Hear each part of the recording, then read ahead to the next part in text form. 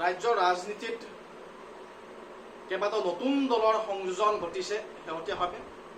নিৰ্বাচন চমু চাপি অহাৰ লগে লগে এই ৰাজনৈতিক দলসমূহে আত্মপ্ৰকাশ কৰিছে। কা বিৰোধী আন্দোলনৰ আবেগৰ মাজত AJP আৰু শেহতীয়াভাৱে যিটো দল গঠন হৈছে ৰাইজৰ দল। গণতান্ত্ৰিক ব্যৱস্থাত এয়া এক স্বাভাৱিক কথা, আমাৰ তাত আপত্তি কৰিবলগীয়া একো নাই। গণতন্ত্ৰত ৰাইজেই ৰজা। কিন্তু কিছুমান দিশ আমাৰ হাতত পৰিছে, কিছুমান তথ্য আমাৰ হাতত পৰিছে, সেইবোৰে আমাক শংকিত কৰিছে। সেইবোৰে আমাৰ মনত এটা প্ৰশ্ন লাগিছে, এই যে ৰাইজৰ দল শেহতীয়াভাৱে গঠন হ'ল, গঠন হোৱাৰ পিছতে আমি দেখিবলৈ পাইছোঁ খামখেয়ালি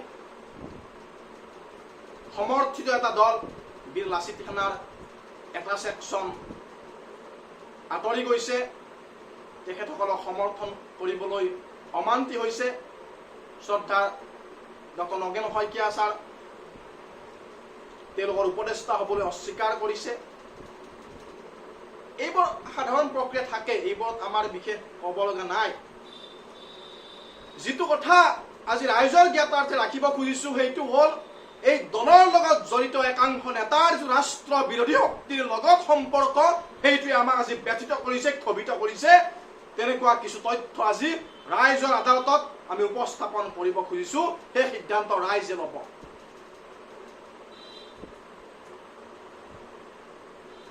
শ্ৰদ্ধাৰ ৰাইজ, আন্তঃৰাষ্ট্ৰীয় প্ৰেক্ষাপটত ভাৰত বিৰোধী শক্তিৰ লৰ্ড অফ এণ্টিনেশ্যনেলছ, ভাৰত বিৰোধী শক্তিৰ আকা হ'ল জৰ্জ চৰছ। বিশ্বৰ ভিতৰতে এজন ধনী ব্যক্তি এই জৰ্জ চৰছ। তেওঁৰ এটা NGO আছে, নাম হ'ল অপেন ছ'চাইটি ফাউণ্ডেশ্যনছ। এই অপেন ছ'চাইটি ফাউণ্ডেশ্যনছে ভাৰতত তেওঁৰ গতিবিধি চলাইছে দীৰ্ঘদিন ধৰি। ৰোহিংগাসকলক আৰ্থিকভাৱে আন ধৰণে সহায় কৰাৰ কাম এই সংগঠনে কৰিছে। ভাৰতবৰ্ষত যিমান কনভাৰ্চন ইণ্ডাষ্ট্ৰী চলি আছে, ধৰ্মান্তৰকৰণ, এই NGOৰ লগত সম্পৰ্কিত। আৰু এইবোৰ গতিবিধিৰ কাৰণে, সন্দেহজনক গতিবিধিৰ কাৰণে ভাৰত চৰকাৰে এই NGOটোক ৱাটচ লিষ্টত থৈছে। অৰ্থাৎ ইয়াৰ গতিবিধিৰ ওপৰত তীক্ষ্ণ নজৰ ৰখা হৈছে। এই জৰ্জ চৰছে ভাৰতত তেওঁৰ এজন মুখ্য মানুহ হ'ল হৰ্ষ মাণ্ডাৰ। তেওঁ IPS বিষয়া আছিলে। এই হৰ্ষ মাণ্ডাৰ যেতিয়া শ্বাহিনবাগত যেতিয়া ৰক্তাক্ত ঘটনা সংঘটিত হৈছিলে, হিংসাত্মক আন্দোলন কৰি আছিলে এছামে, তাৰ ভিতৰত ৰাষ্ট্ৰ বিৰোধী এলিমেণ্ট আছিলে, বহুতো মানুহ, কেইবাজনো মানুহ মৃত্যু মুখত পৰিছিলে। চৰকাৰী বিষয়া অংকিত শৰ্মাক 412তকৈ অধিক হানি হত্যা কৰি নৰ্দমাত পেলাই দিয়া হৈছিলে। ইমান ঘৃণা। আৰু এই আন্দোলনক উৎসাহিত কৰিছিলে, উত্তেজিত কৰিছিলে হৰ্ষ মাণ্ডাৰে। তেওঁৰ নাম পুলিচৰ চাৰ্জশ্বিটত আহিছে। 16 ডিচেম্বৰ 2019 হৰ্ষ মাণ্ডাৰ তাত গৈ সেইসকলক উচতোৱাৰ কাম কৰিছিলে। তাৰ দুদিন আগত 14 ডিচেম্বৰ 2019 চাৰ্জিল ইমাম তাত গৈ পেলাই ৰাষ্ট্ৰ বিৰোধী বক্তব্য ৰাখিছিলে। অসমক ভাৰতৰ পৰা বিচ্ছিন্ন কৰাৰ ষড়যন্ত্ৰ ব্যক্ত কৰিছিলে। আৰু আমি জানো সেই চাৰ্জিল ইমামৰ ভাষণক আৱেগিক ভাষণ বুলি, আৱেগৰ মুহূৰ্তত কোৱা কথা বুলি পৰোক্ষভাৱে সুৰক্ষা দিয়াৰ কাম কৰিছিলে ডক্টৰ হীৰেন গোহাঁই। আমাৰ সন্মানৰ হীৰেন গোহাঁইয়ে এই কাম কৰিছিল। এই হৰ্ষ মাণ্ডাৰ অসমৰ চৰ অঞ্চলসমূহলৈ তেওঁৰ অবাধ গতি। যি মিয়া কবিয়ে অসমক আন্তঃৰাষ্ট্ৰীয় প্ৰেক্ষাপটত অসমীয়াক বদনাম কৰাৰ কাম কৰিছিলে, চেষ্টা কৰিছিলে, অসমীয়াক যুদ্ধ উন্মাদকাৰী সজাবলৈ চেষ্টা কৰিছিলে, অসমীয়াক ধৰ্ষণকাৰী সজাবলৈ চেষ্টা কৰিছিলে, সেইসকল কবিৰো একাংশক পেট্ৰনাইজ কৰিছিলে এই হৰ্ষ মান্দাৰে।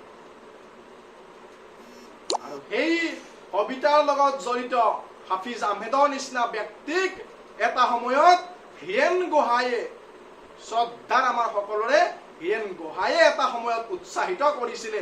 এটা সময়ত লিংকবিলাক চাব ৰাইজ। আৰু এই কবিৰ অসমীয়াক যুদ্ধ উন্মাদকাৰী সজোৱা কবি হৰ্ষ মান্দাৰৰ লিংকত থকা, সম্পৰ্কত থকা, উৎসাহিত কৰা এই কবি ৰাইজৰ দলৰ নেতা এতিয়া, যিটো দলত অখিল গগৈ মুখ্য উপদেষ্টা। অসমৰ এই অঞ্চলত, পশ্চিম অঞ্চলত আমি জানো ধুবুৰীৰ পৰা মধ্য অসমৰ নগাঁৱলৈকে এক ভয়াৱহ, এক বিশেষ প্ৰকৃতিৰ আগ্ৰাসন হৈছে। আমি সকলোৱে জানো। বহুতো অঞ্চলত খিলঞ্জীয়াই মাটি ভেটি এৰি আহিব লগা হৈছে এই আগ্ৰাসনৰ বলি হৈ। যি শক্তিয়ে আমাৰ ঘৰৰ পৰা আমাক উচ্ছেদ কৰিব খোজে, সেই শক্তিক প্ৰত্যক্ষ বা পৰোক্ষভাৱে উৎসাহিত কৰি থকা, সমৰ্থন কৰি থকা সকল ৰাইজৰ দলত ভিৰ কৰিছে। যেতিয়া বৰপেটাত গৈছে, তেওঁলোকক বীৰৰ নিচিনা আমি দেখিছো কিছুমান ঠাইত স্বাগতম কৰিছে। প্ৰশ্ন উঠে, কোন পিনে নিব খুজিছে? যিসকলে অসমীয়াক যুদ্ধ উন্মাদকাৰী সজাই, যিসকলে অসমীয়াক ধৰ্ষণকাৰী সজাব বিচাৰে, সেই সকলে ৰাইজৰ দলৰ নেতা হৈ অসমীয়াৰ স্বাৰ্থৰ কথা ক'ব খোজে। বিবেচনা ৰাইজে কৰিব লাগিব। জাতি বৰ্ণ ধৰ্ম নিৰ্বিশেষে অসমপ্ৰেমী প্ৰত্যেকজন নাগৰিকে সিদ্ধান্ত ল'ব লাগিব, সুধিব লাগিব প্ৰশ্নসমূহ। যি হৰ্ষ মান্দাৰে এই সংগঠন জৰ্জ সৰছৰ যি অনুষ্ঠান, সেই অনুষ্ঠানৰ লগত জড়িত হৈ ভাৰত বিৰোধী শক্তিক উৎসাহিত কৰাৰ কাম কৰিছিলে। আৰু অসমত সেই হৰ্ষ মান্দাৰে যিসকলক পেট্ৰনাইজ কৰিছিলে, সেই পেট্ৰনাইজ কৰা সকল এতিয়া ৰাইজৰ দলৰ নেতা। মই সকলোকে কোৱা নাই, একাংশ। গতিকে ৰাইজে বিবেচনা কৰিব, সিদ্ধান্ত ৰাইজৰ হাতত। ধন্যবাদ।